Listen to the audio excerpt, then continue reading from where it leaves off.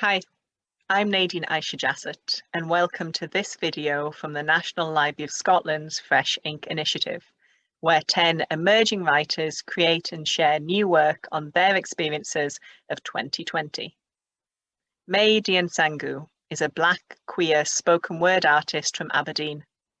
She is a co-founder of the intersectional feminist arts platform Hysteria, and is a member of the Scottish BAME Writers Network's operational team. Mae is part of a network of Black community activists organising under BLM Scotland, and her work often centres on social justice themes. Mae's poetry is powerful, honed and deliberate, full of skill and knowledge and that magic that the best poets weave between intelligence and inventiveness of craft and the urgency and emotion of the heart. It reminds me why I love poetry and the power that poetry can hold in all its urgency and in all its truth. Here's Mae reading an extract from her work.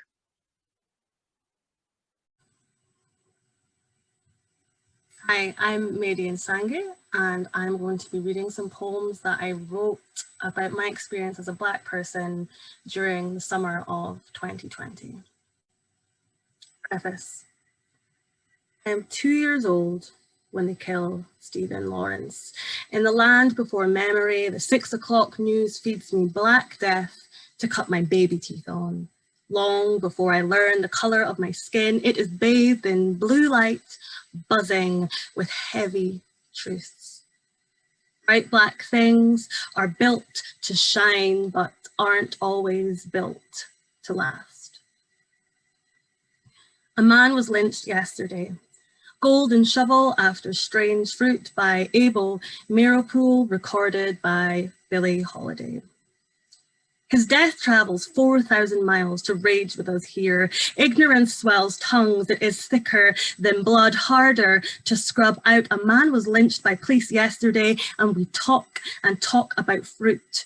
We argue that it's just one apple. We argue that it's the whole barrel. For those of us whose blood is sharp with the anxiety that chews up the Black body, our cynicism crows. Where were you before? Why are you listening to us now? We forget to be grateful when thousands of white people pluck up the courage to share Black suffering for mass consumption. We struggle to remember ever collectively feasting on the white body's last breath. Don't see the disrespect, retweeting Black death, rainmaking deaths like Trayvon and Tamir, flooded streets with grief only to dry up in the mouths of the judge. But I have never seen storms of people gather like they do for George Floyd. We are calling this the catalyst. A change is going to come. The answer is seething in the wind. If Black lives don't matter, Black death will sow martyrs, and we are here to reap. We sharpen our scythes and suck our teeth. A man has been lynched every yesterday for centuries. Is this the sound of the bough before it breaks, the last breath we take before we reclaim a sun that was never built to burn strange fruit?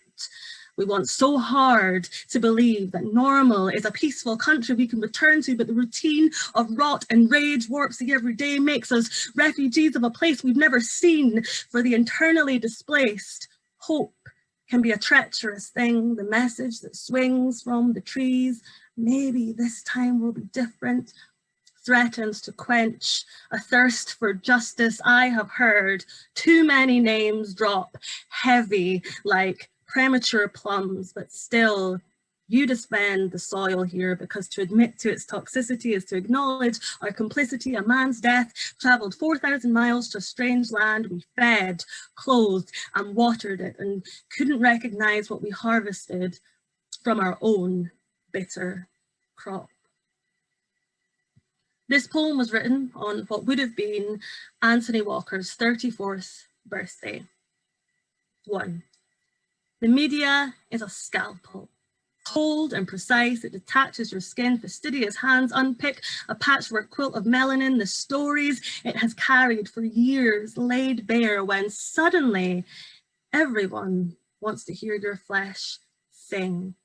21 years after Macpherson and his report, 15 years after Jean-Charles de Menezes was shot, 9 years after Tottenham burned with grief, 5 years after Sheku Bayo couldn't breathe, 3 years after Grenfell coughed up clouds of smoke, 2 years after the Windrush scandal broke, 1 year after we elect a prime minister who says the problem with Africa is that, well, we aren't in charge anymore, and people will ask if you think the UK is racist. As if this most basic of questions gets to the bottom of anything. 2, their first mistake.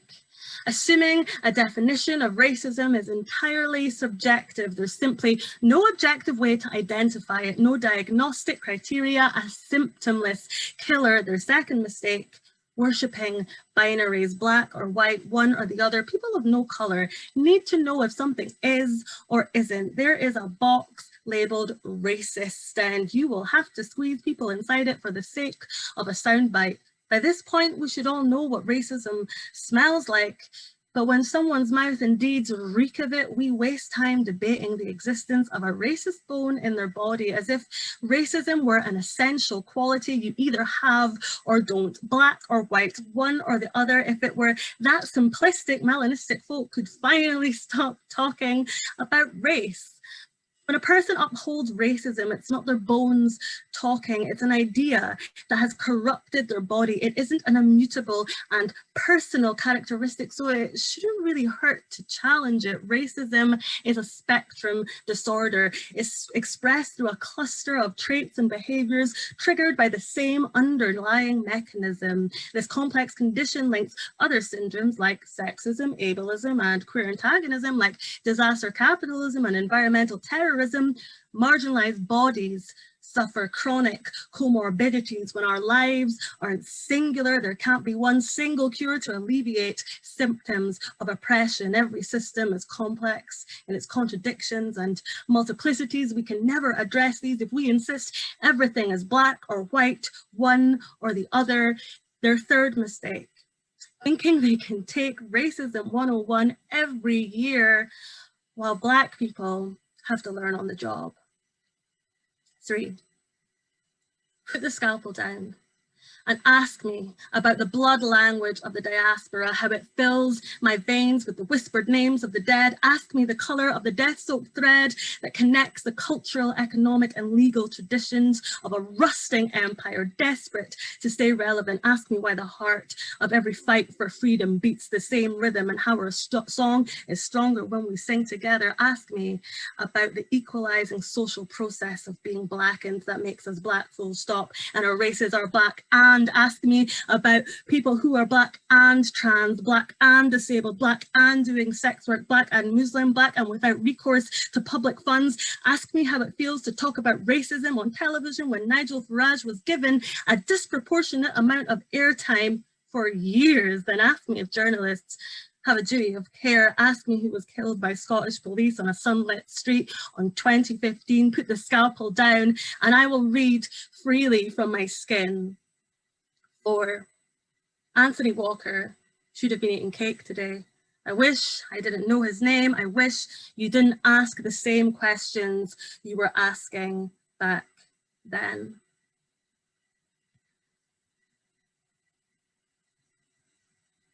The revolution will be televised. The revolution will be televised. The revolution will be streamed live by melanated millennials serving #BlackGirlMagic. The revolution is one click away. The revolution doesn't believe you when you say you didn't know. The revolution sees you every time you scroll past fiber optic freedom calls and high-res redemption songs. The revolution will make your timeline bleed. The revolution will burn up your news feed so you can't escape the blood and heat from the street. The revolution would like to remind you when our house is on fire, you can't just walk by anymore. The revolution won't be long because it's already here. The revolution will be long because it is never ending, constantly rebuilding with each new generation. And although our phones are getting newer, faster, smarter, our revolutionary fire is much, much older, and it has slowly burned from ancestor to ancestor. Those who bestowed genetically encoded gifts of hearts and flames and hands and and fists. The revolution is a Black trans woman. The revolution is an undocumented African. The revolution is a young Black man with autism facing deportation. The revolution is box braid locks and Bantu knots. It's a yes, bitch, this is my real hair. No, bitch, you can't touch Afro puff. The revolution is cassava, condomble, kunta kinte, kissing his teeth when you have the caucasity to call him by any other name. The revolution knows where it came from. It knows to get to where it's going. The revolution must be wheelchair accessible, available in Braille with closed captions and BSL interpretation. It must be digitized so every mobile device is weaponized and those confined to a bed are still armed in the struggle. The revolution doesn't leave anyone behind. It doesn't mind if you can't take to the street. Just sign and retweet this petition. The revolution is a white man's burden to bear. As long as I wear the skin, I can't tune out. So you have to tune in. Hit like, click subscribe, and follow the revolution. Thank you.